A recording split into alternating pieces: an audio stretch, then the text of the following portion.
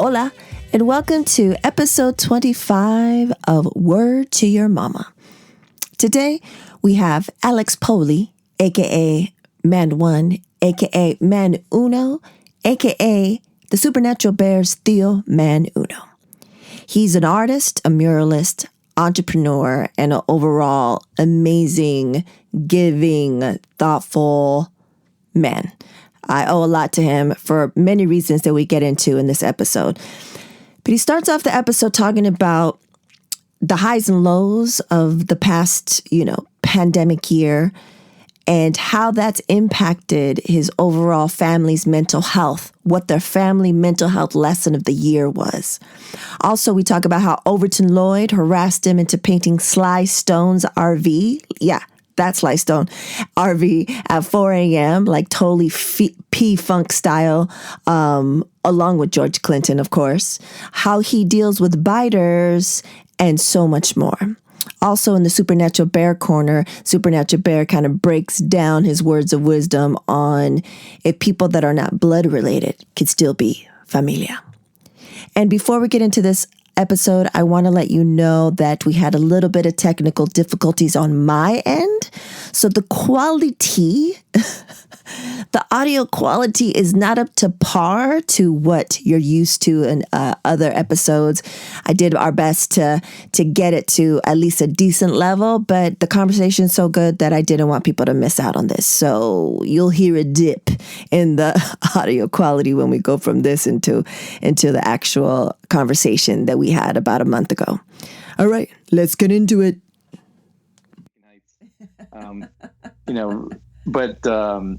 Yeah, and like I said, you walk in and everything's painted nice. There's carpet when you come in. Yeah. So it's definitely like super nice compared to what my usual studios look like. Well, let me start off, Man Uno, with how are we doing? How are you doing during, these crazy times? We're in 2021s, but, yeah, 2020s happened to us all. So how are you doing? Yeah. I mean, now I would say I'm doing great. I'd say I'm doing really well. Things are definitely turned a corner in my neck of the woods, with everything, with business, with family, with, having said that, I just lost, one of my aunts just passed away like 3 days ago. Oh shit. Condolences, man. Yeah, she had cancer for like a year. And my other aunt, who passed away in January from COVID. And so so that's been the rough patch for this year, is just like, two of my aunts passing away almost back to back. So that totally sucks. But last year was crazy. It was I've never experienced a year like that in so many ways. Yeah. It's been like up and down. It was definitely a roller coaster. The highest of heights and the lowest of lows,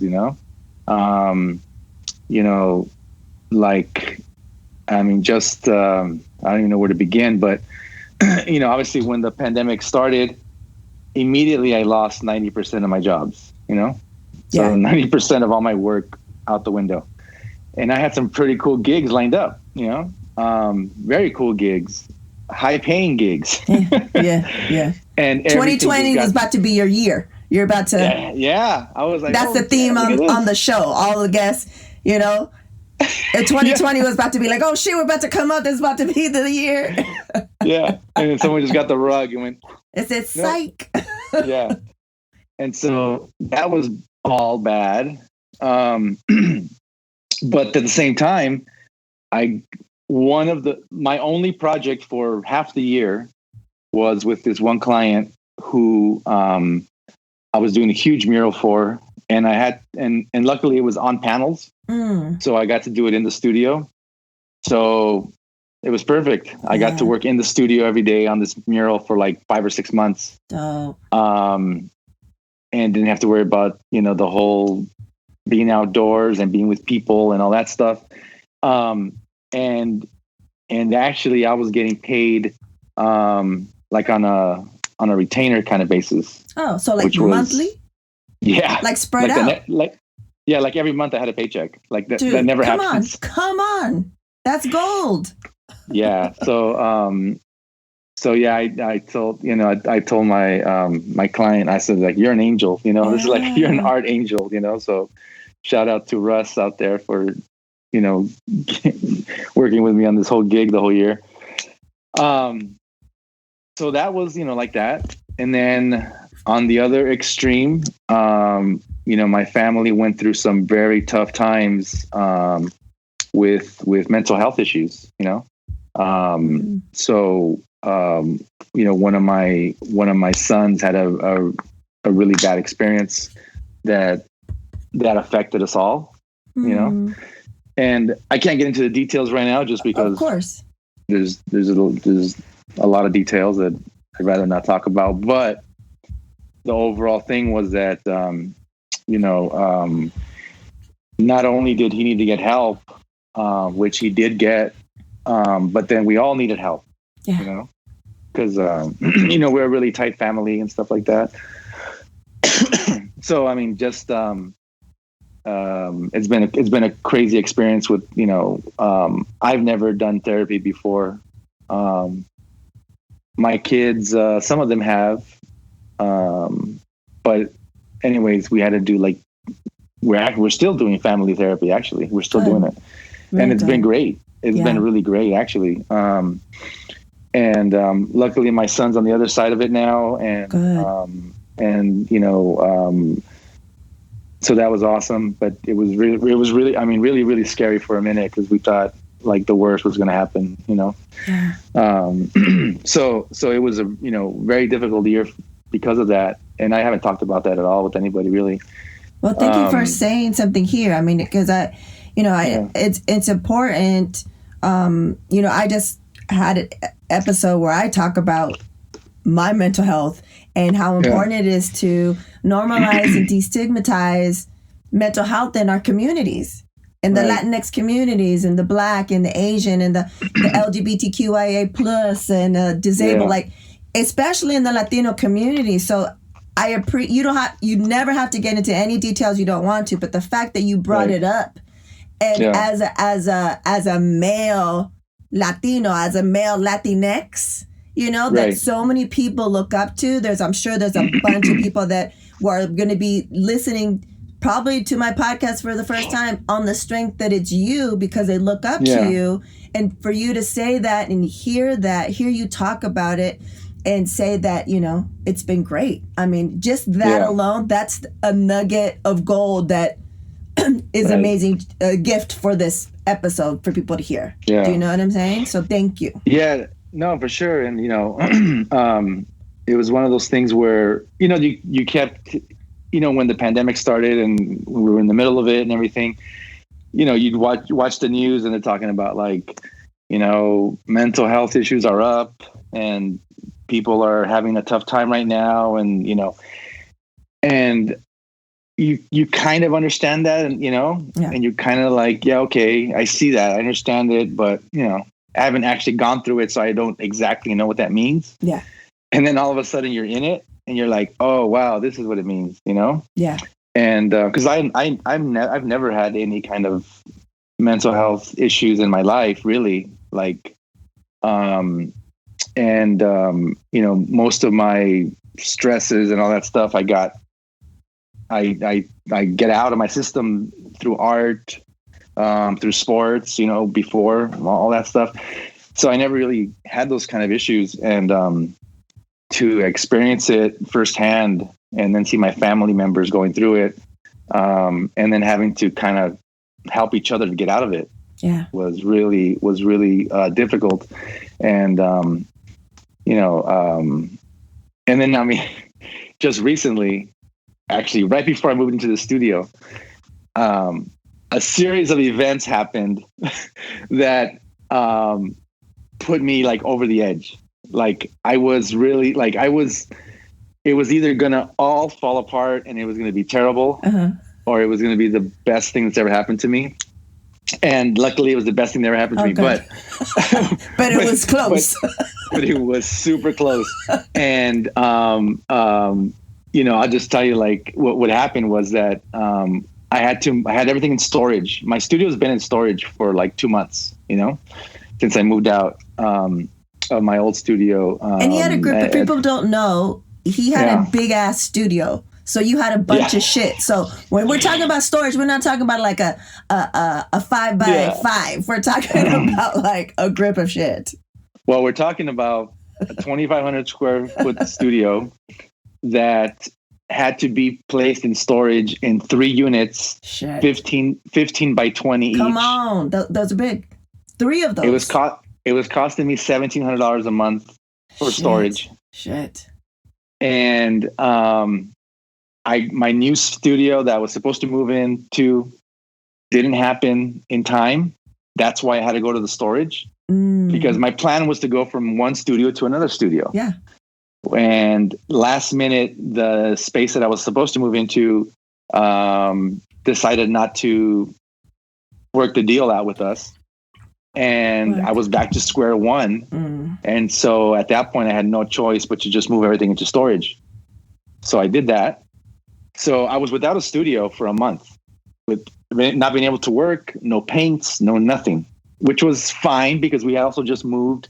And so I was taking care of stuff in the house and stuff like that. So that was okay. That wasn't the problem.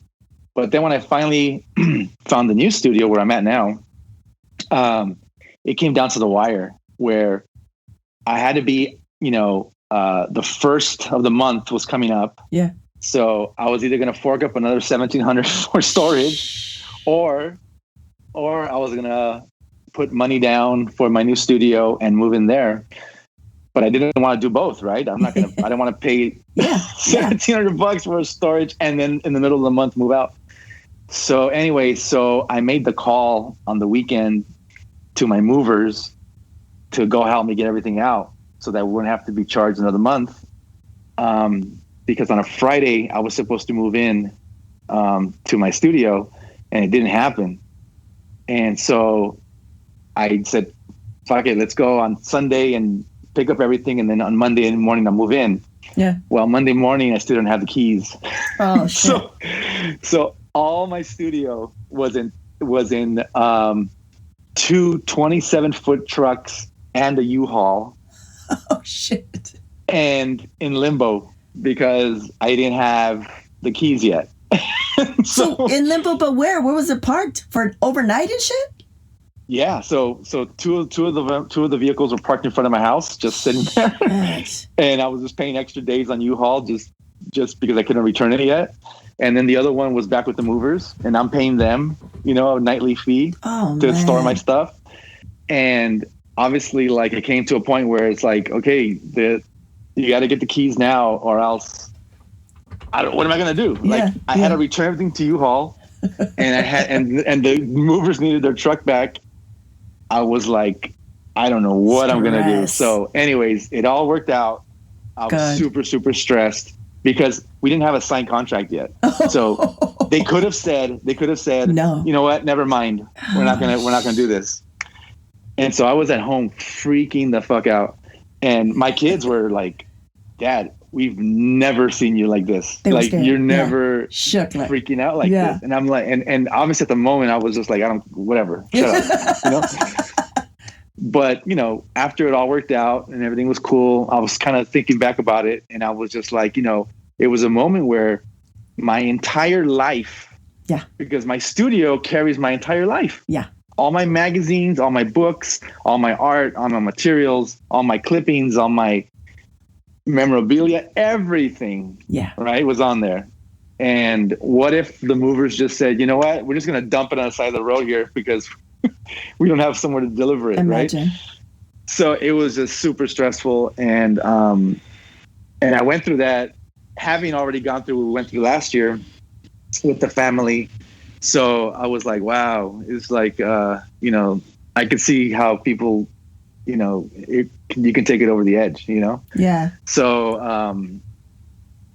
anyways, it's been really like this crazy up and down year last year, and I think now I really feel like we've turned a corner, personally and with the family, and hopefully hopefully with the country and the world too. but you'll never know about that. So anyways, so the I guess that at the end of the day, mental health is a real issue, and anyone out there listening, if you need help, you need to reach out, you need to ask for help. There's tons of organizations that can help, and people that can help, and even just talking to people you love, they'll help you out. So yeah, that was a big lesson for the year, and hopefully we won't have to experience it at that level again. Yeah.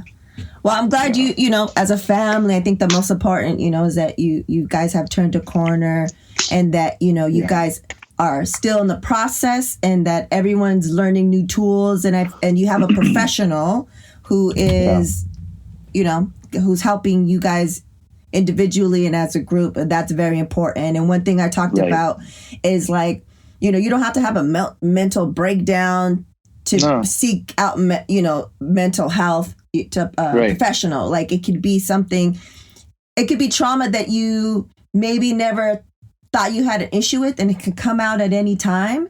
And one thing I said was, because pain is pain and trauma is trauma, and if you don't work that shit out, it'll find you. It'll work. Oh yeah.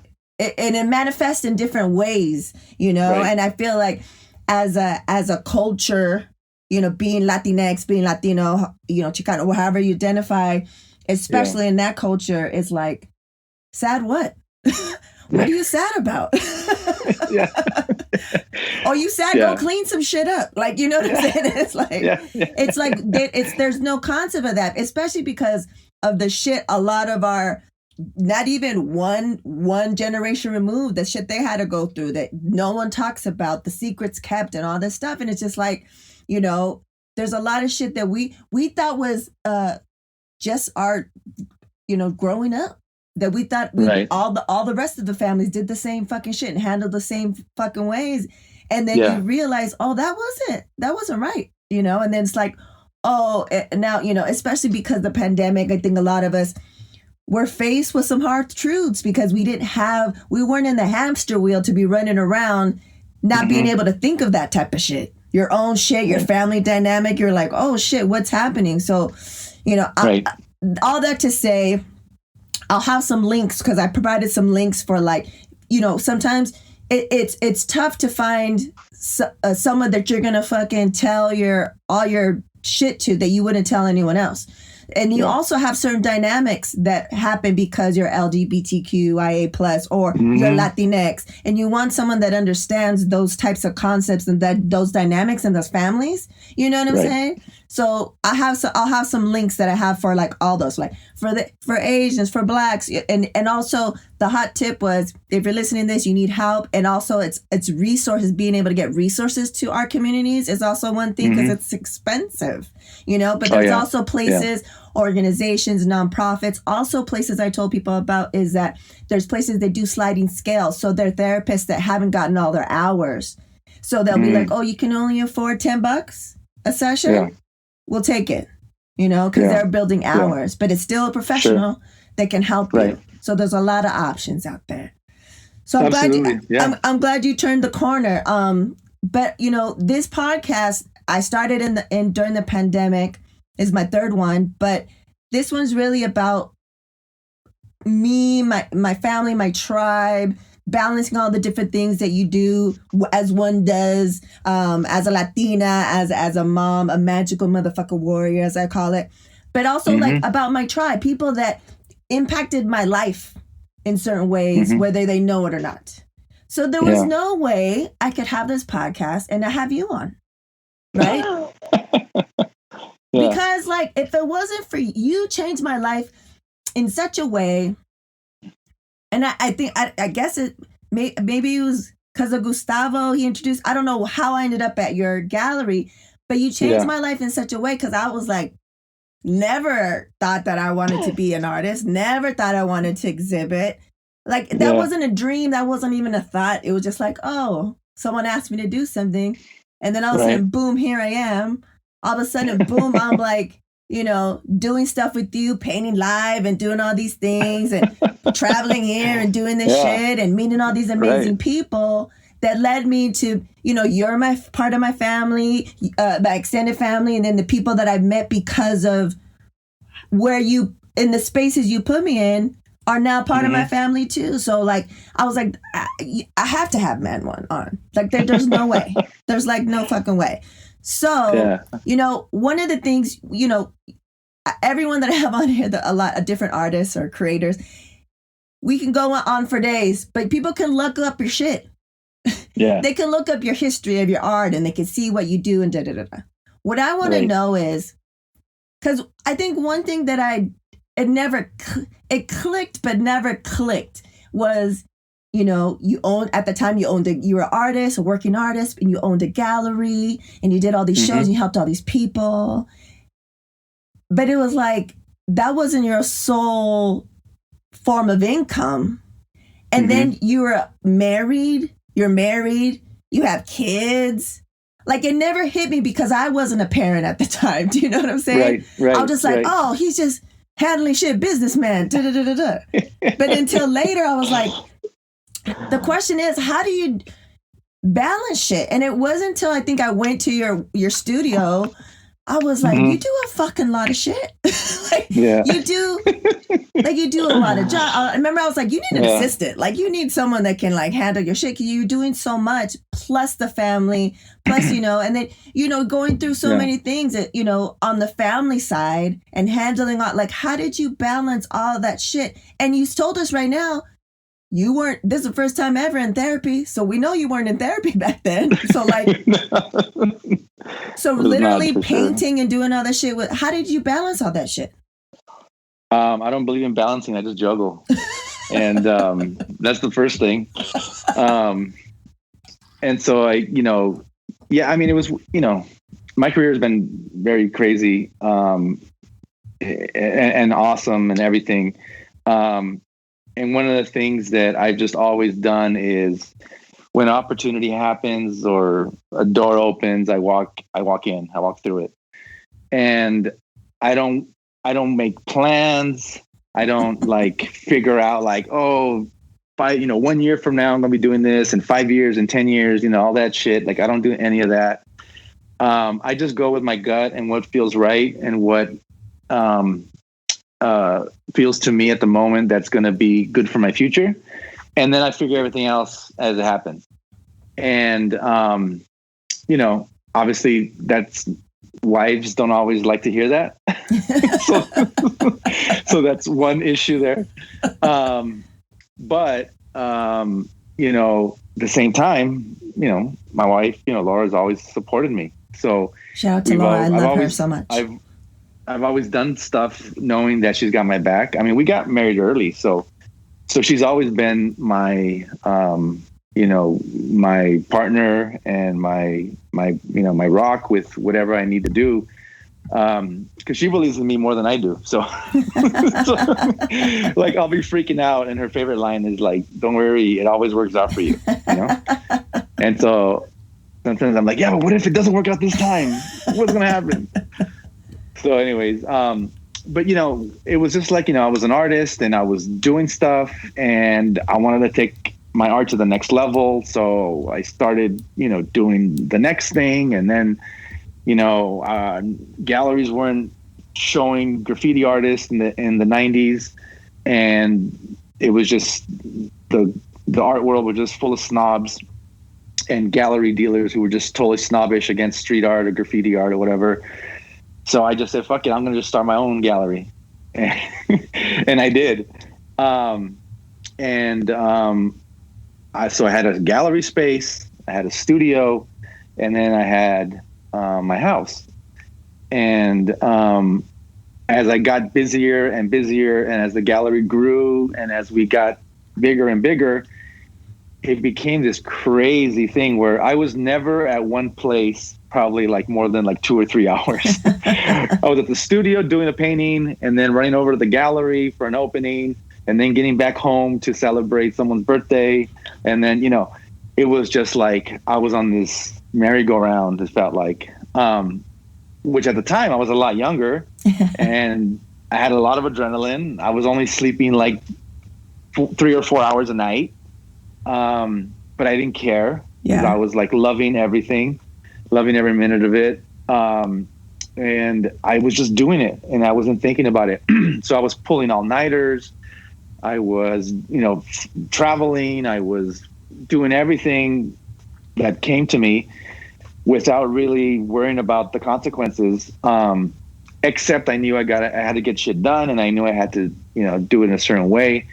And it was pretty much all working out. I ran the gallery for 10 years. Yeah. And grew it from a 700 square foot space in Alhambra to a 2,500 square foot gallery in downtown LA.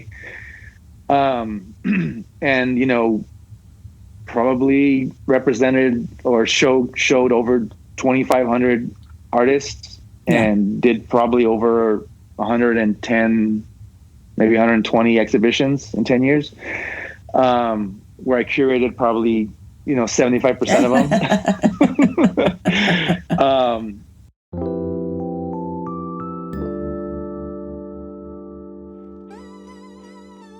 Staying competitive in these dynamic times means having the right technology at work for your small or medium-sized business. Whether your goal is to grow, downsize, or modernize, Panoply BPO provides the right combination of tools, support, and affordability necessary to make it a reality. Visit panoplybpo.com. That's PANOPLYBPO.com to schedule your no-obligation consultation today. Mention WTYM and get your 13th month of service for free. PanoplyBPO.com. There is a better way.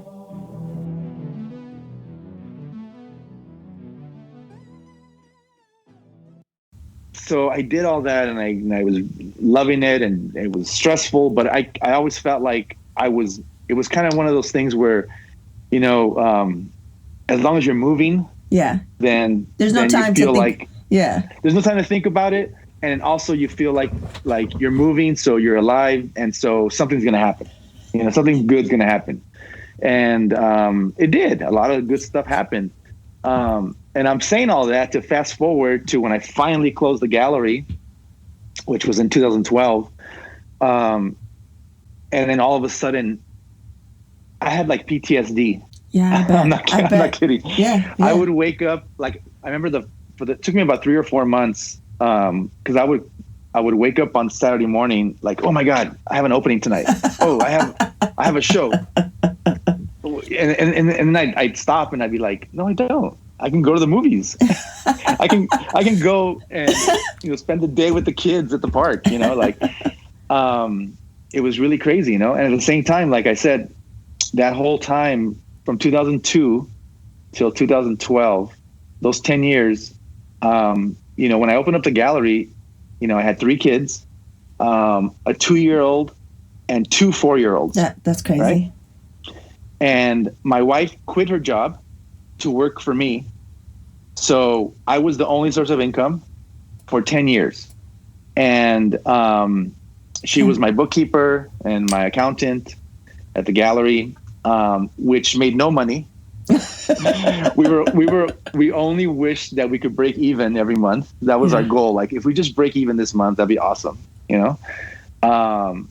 and I made a living and still make a living, obviously, full-time as an artist. So my income was coming from my live art and my paintings and my murals and whatever else I could do with my art hustle.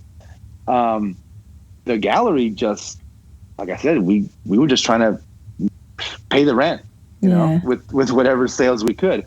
And it was crazy because we would have an exhibition where we'd make, we'd sell out like almost the whole show and make good money. Yeah. And then the next show, you didn't sell one painting. Yeah. And you were like, oh shit, now what do I do? Right. And so I learned a lot doing that. But I guess what I was saying is, after I closed the gallery, I was like, I started feeling this weird like sensation every time that I woke up, and like I thought I had to do something, Yeah. And so that was kind of weird.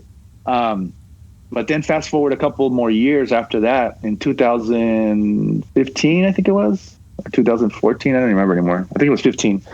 I got really sick, and I almost died.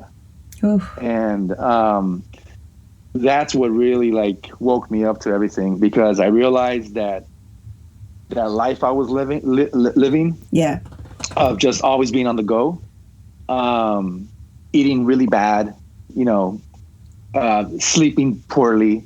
Luckily, I'm not a drinker or a smoker or anything like that. Imagine. So that was okay. Yeah, I would have definitely flatlined if that was. But yeah, so that's that. At that moment, I was like, oh man, this is it all added up. All those years of abusing my body, not giving it rest, just always go, really caught up to me. And so, when I have to do an all-nighter, like, it's really hard for me because I'm not used to it anymore. I'm like, I pull an all-nighter and then I sleep for a week after it, because I was like, I can't bounce back like I used to. But what I learned was, I not to say yes to everything. Yeah, learn to say no to what's, yeah. It's like I learned to say no. I learned to be more patient and negotiate more and better deals and all that kind of stuff. So I got a lot of lessons that I learned because of that stuff. But, like I said, I was younger and I just figured, someone asked me to do this and they'll pay me something. Let's do it. Yeah. Take it all of it. Yeah. And then I realized after that, no, it doesn't always have to be like that, And so now I'm more selective. And now I pace myself a little bit more. And, it's trying to work smarter and not harder. Yeah. Is what I'm trying to do nowadays. And I don't always make it, but I try, But yeah, so that's a lot of learning and a lot of experience that so people always ask me like, hey, so when are you going to open another gallery? I'm like, no. Like never. That was it. Like the only way I'll open it is if like some, rich millionaire comes up to me and says, look, here's $10 million. All you got to do is curate or be the gallery director, and here's your salary. Yeah. And we'll put you, and we'll use your name. I'm like, done. Short of that, ain't no way in hell I'm doing a gallery again. There's no way. That was insanity. Okay, so we've arrived to the part of the show where we do questions from the audience. Questions or comments? There's an audience? I didn't know there was an audience. Yeah, there's an audience. I reached out to him ahead of time, so it's pre-asked. This is, he said, to ask him about how I harassed him into painting Sly Stone's RV in the heat. In the heart of the hood at 4:00 in the morning. This is by the one and only living legend, Overton Lloyd. Overton, man. Oh my God. So Overton, I love Overton. And he's the best. Even the way I met Overton was awesome. Even the way, I don't know if we should get into that because then this podcast is going to be too long, but so I don't want to keep yapping about it. Maybe we'll talk about that kind of stuff later, but to answer his question. Yes. Just to answer his question. I'm at the gallery and I'm closing the gallery like, whatever, 7 or 8 o'clock or whatever it was on a Friday. Right. And I get this phone call. It's like, hey man, it's O.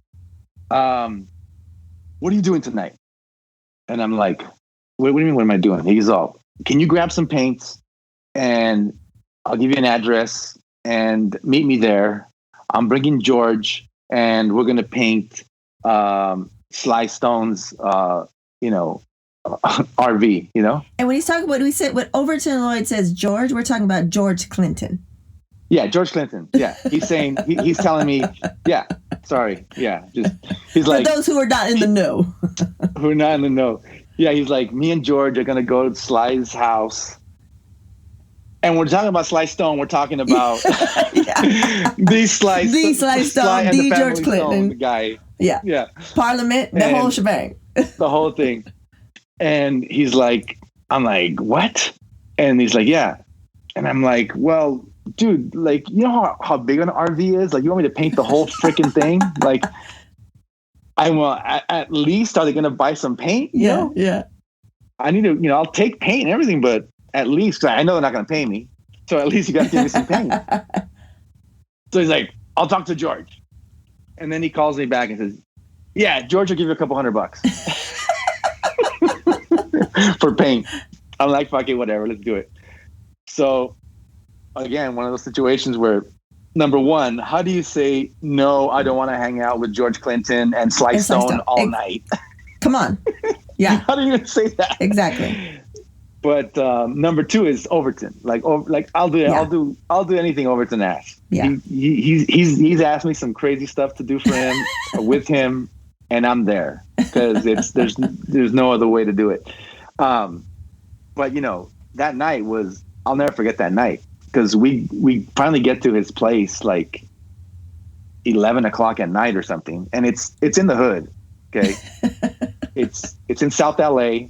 And Sly's got his RV parked outside his house, and he's living in the RV, and he's got his music in there and everything. And we show up, and we're hanging out and talking and blah blah blah, whatever. We didn't start painting his freaking RV till like 1:30 or 2 in the morning. That's when we started painting it. And there is a video. I recorded a video that night. And Barack Obama was president at the time and was taking all kinds of heat. And on this video that I have that maybe at some point I will release somehow, yeah. Sly and George are going back and forth talking about Barack and how he just needs to stand up there and I'm not even going to say what all the stuff they said, but they basically said, go up there and grab his nuts and tell people how it's got to be. That's the short version of what they were talking about all night. But it was the most hilarious and surreal moment being there, watching Sly and George going back and forth, talking all this politics, and just, but at the same time, just cracking up with jokes. And I couldn't believe I was there that night. And so, we finally got it done like at 5 a.m. We finished painting the freaking thing. And it was just cuz? It was just... Like it wasn't for a video. I thought for some reason it was like for a video or something. It was just cuz. At some point, Sly Stone was like, I want my motherfucking RV painted. Like with some dope shit. Right? And so originally we were going to perform on stage at one of George Clinton's shows, right? Yeah. And Sly was going to show up and do a guest performance or whatever, right? Yeah. And the only way they were able to convince him to go was George said, if you come to the show, bring the RV and I'll have some artists paint it for you while you're at the show. Right? Well, that never happened. Sly never showed up. Right? So fast forward to when Overton calls me and he's like, hey, remember that thing we're going to do with Sly? It's tonight. What are you doing tonight? We're painting it, we know. So anyways, but yeah, it was an amazing, surreal night. And I wish I would have really documented the whole night, the whole experience, but it was too loose. It was too unscripted, you know? Yeah. I mean, it was P-Funk. It was complete. It was like super P-Funk. It was, yeah. So that was, but yeah, so shout out to O for inviting me to do that one night. And that was an insane night. So. Awesome. Okay. Next one. Who do you think are the young up and coming artists in LA that everyone should look out for? And this question is from Marka27. Marka, always coming up with what's going on next. I don't even know anymore because I see so many people doing stuff that it's really hard to say like, oh, this is the next this person or like, right? Like, Because there's people doing graph that are coming up that you're like, oh, that person's pretty cool, doing cool stuff. But so I don't have an answer. Unfortunately, I don't think I would do it justice to name drop anybody. Because number one, I don't think I'm in the know anymore. I don't think I have my ear to the ground like the way I used to.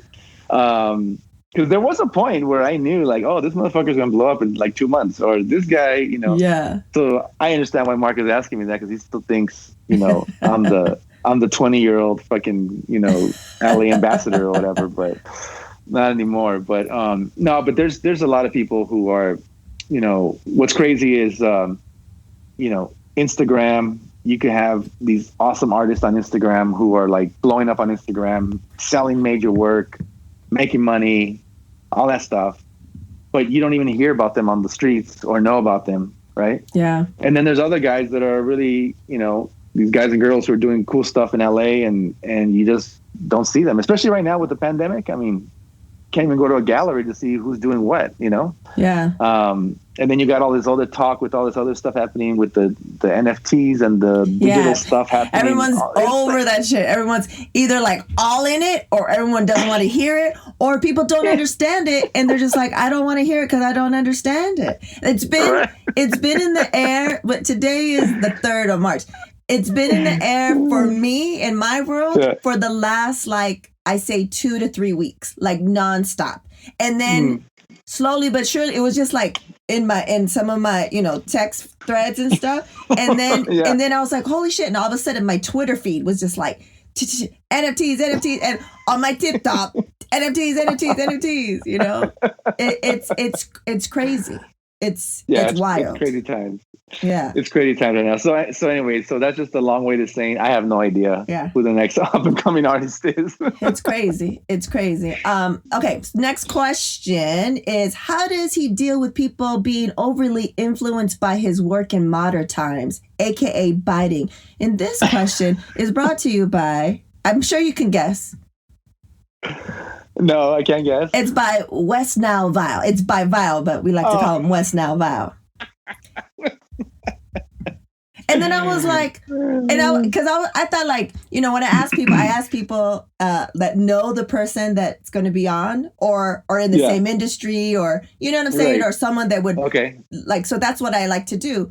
And so he came up with this question, and I was like, ooh, all professional. And then, so after this one, I have some other questions and comments that are maybe not on that level. So I was like, these are going to be interesting. So, how about this one? Let's go with this one first. Okay. So, that's a funny thing, because it does suck when you're watching, something on TV or you're on the internet or whatever, and then all of a sudden you see something and you're like, that looks a lot like my stuff. I know I didn't paint that. Yeah. And I can tell it's not me. But then all of a sudden you start getting messages, hey, did you paint that wall on such and such? And I saw this thing and it looks like your stuff. Is it you? Or I'm getting tagged on stuff on Instagram and it's not me. So, sometimes it gets like, okay, this sucks, whatever. What can you really do about it? Right. Yeah. So, but what I decided to do is I'll reach out to the person and say something, like, hey, where'd you get the style? Because I'm looking at your Instagram and you weren't even doing colored stuff until like you did this, or, you didn't even paint a mural and now your first mural looks like mine. Like, what's up, So I give them the benefit of the doubt to say what's up. And I've had like some artists, I had one female artist who said, actually, I was really inspired by a piece that I saw of yours. And I said, I know, because I'm looking at the colors that you use and it's the exact same color scheme from that piece. And she goes, yeah, so I was really influenced by you. And and I said, well, that's great. I'm glad you told me, but can you please tell the world? Yeah. Because if I know is one thing, but at least if you acknowledge it publicly, then I'm cool with it, And she did. She went back and posted and said, hey, I was very influenced, but whatever. Okay. Then there's other people who you hit them up and then they're like, oh, what? You invented color? Oh, what? Yeah. Oh, And they have these stupid remarks. And then I get just pissed off because then I'm just like, dude, come on. You know, like, you know, we've all had influences, you know. I didn't invent art, right? So I learned it from somebody, and I figured out how to draw and paint from someone else. And the thing about it is that at some point, though, you make it your own, you know, and you got to get to that point where it becomes unique to you and to your sensibility. And when these other artists like fail to even want to acknowledge that, right? Yeah. Then it really pisses me off. But what is also kind of funny to me is sometimes I'll reach out to my friends, who you know, who you may have already mentioned on this show already, and I'll say, hey, check out this piece. What do you think about it? And then they'll be like, yeah, it's kind of whack, whatever. I see how you can be upset about that, or I see how, you know, but don't worry, you know, they're whack, or, you know, it's not worth my time to, you know. I'm like, just tell them something, you know, just comment on their shit, just, you know, because, you know, I can only comment so many times on their shit, right? Yeah, but if everyone else, like, back me up, just fucking throw a little, you know, little shade, something, you know. And then my friends won't do it, and they're like, oh no, it's not worth my time. Don't worry about it, you know, whatever. And like, and I'm like, yo, you know, like, if someone was buying your shit, I would talk shit. Exactly. You know? Like, I wouldn't let it happen. And so that's kind of funny, and I understand what they're saying, but at the same time, like, good friend of mine, and good friend of ours, I should say, Chaz. Ah, yes. He gave me some good advice one time, and he said, protect your space. He's like, if someone gets in your lane, don't let them in your lane, you know? And he's like, protect your space, because you fought for a long time to get to be able to have that space, and no one gets to just walk in uninvited to your space. So protect it, you know. And I'm probably paraphrasing, but that's kind of what he told me in a nutshell. And I was like, yeah, you know what? You're right. So, I'm not going to let people in my space easily. Yeah. So yeah, I'm not down with the biters. No biters allowed, actually. That's my hashtag. Okay. So the next one is, tell us about the time you showed up to a wall in cleats and tiny soccer shorts. That's also West Now Val. You mean recently? Oh man, I don't know. I guess that memory is burned in his mind because I don't remember it. And then he said, tell us about the time he had 8 Germans in their tidy whities in his pool.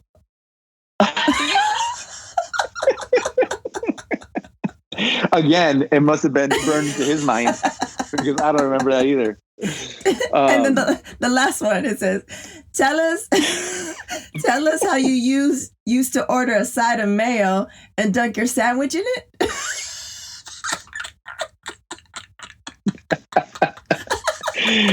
This guy. I don't know. No. I don't know what to say to any of that. Except that you obviously know.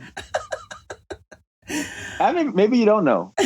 Vile was, I think he was the first graffiti writer I ever met. Outside of school, outside of my school. And yeah, so we go way back. So you know, so I won't bring up all the stuff about him back then. I don't want to like make fun of, you know, his mullet or anything else like that. But, you know, yeah.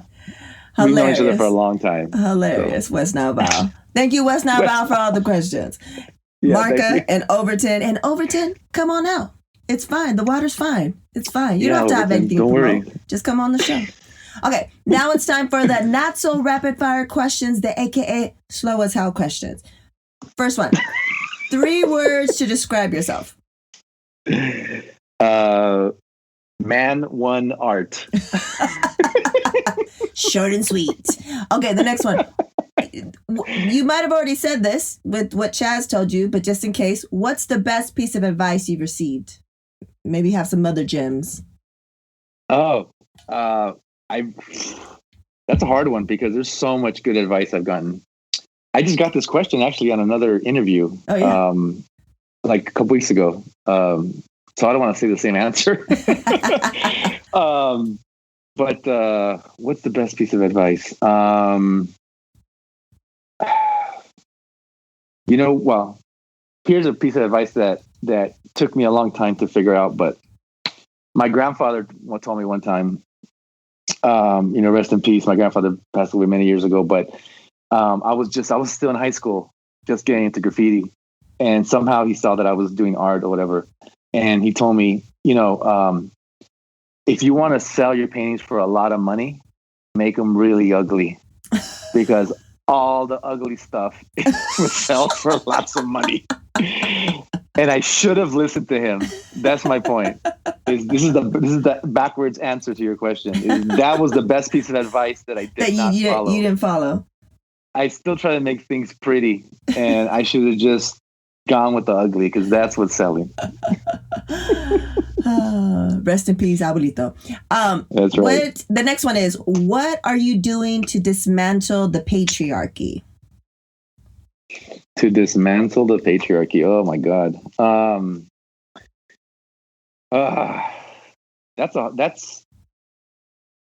That's easier.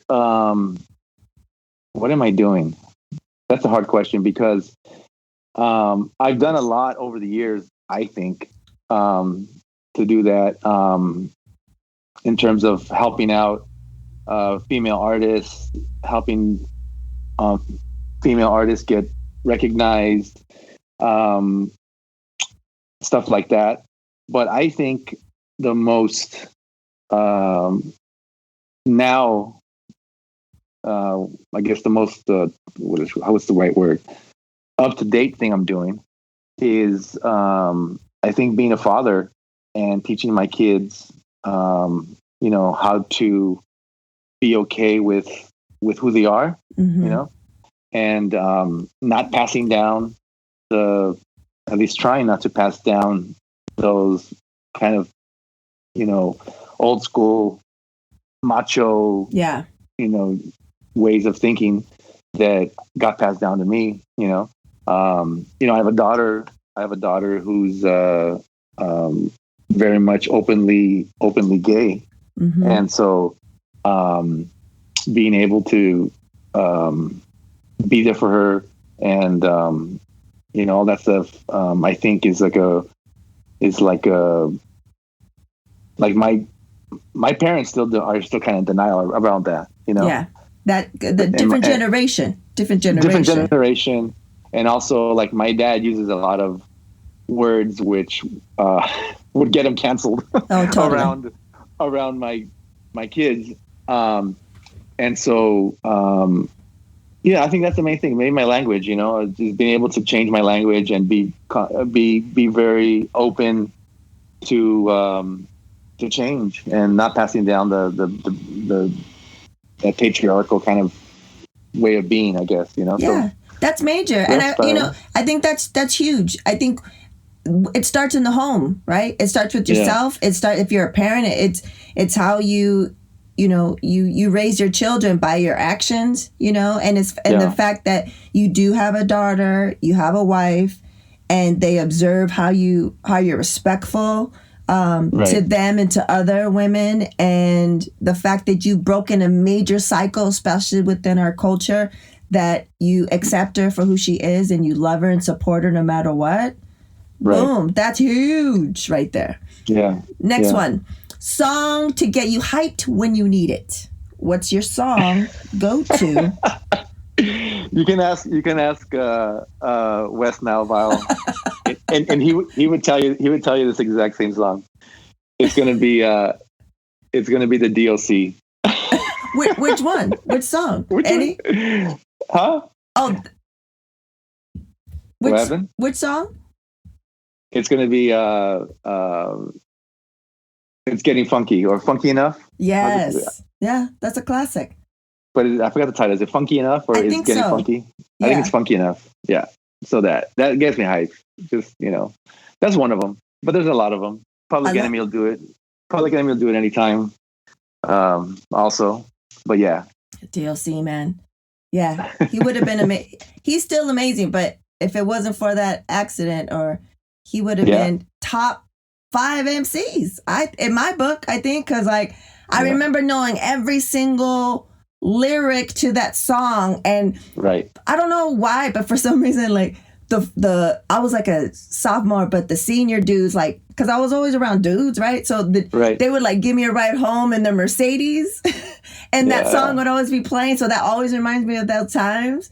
And then they drop me off, and it'll be like, what those DLC playing all the time. So I always have like amazing memories. So that's a dope song. Okay, the final question is, what will be your legacy? What will be my legacy? Well, I hope my legacy is that I was a good father, a good husband, and I also could paint a little bit. So he dabbled in the paints. Yeah, he was all right. As sourdough Scott would say, you're a really good drawer.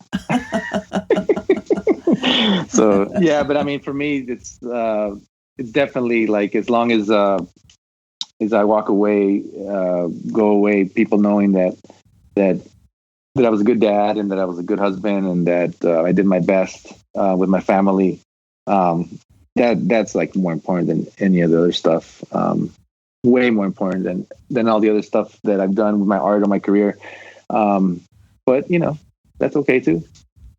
Yeah. Dope. Well, man, Uno, gracias for being on Word to Your Mama, letting the people know and being so honest and so raw. I really, really appreciate it. For sure. Thank you. This is awesome. This is a very different podcast format than I'm used to. So I'd like to switch it up. So thank you. Thanks for it. Because I know everyone's tired of talking about the same shit. So I try to change it up. And that's why I have the questions from the audience, because I always like, do you have any questions or any harassing comments? And what's now Val delivered? We got some real deal questions from Mark and Overton, but then West now, because he gave me the like simple regular question. I was like, no. He's like, all right, but here's another one, and here's another one, here's another one. I was like, this is the shit I'm talking about. Oh my God, no, this is awesome. So thank you for having me, and then you got to come on our show at some point. Not Real Art. Tell the people the name of your podcast. Oh yeah, Not Real Art is the podcast, and you can find it everywhere that you find this podcast too. Exactly. So, I'll have it in the show notes for sure. All right. Cool. Awesome. Cool. Dope.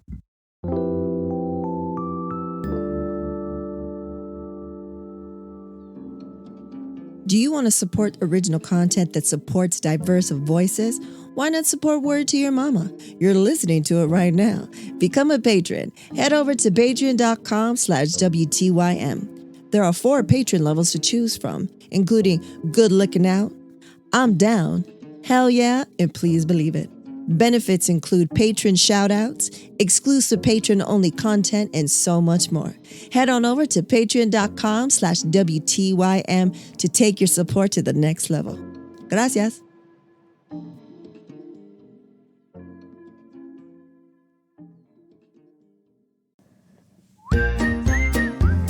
And now, introducing the Supernatural Bear Corner. Supernatural Bear. Hello everyone, this is the Supernatural Bear here, and thank you for listening to Word to Your Mama. And I just want to say, my uncle, your tío, my tío, Man Uno, he's not actually related, well, at least through blood. He's not my mom's brother. He's not my dad's brother. He's not my uncle's brother. He's not my other uncle's brother. Or he's not my all my aunties or uncles' brothers. So what is he? Well, I want to tell you guys, family does not have to be blood related. And as I say, they may not be blood related, but they're heart related.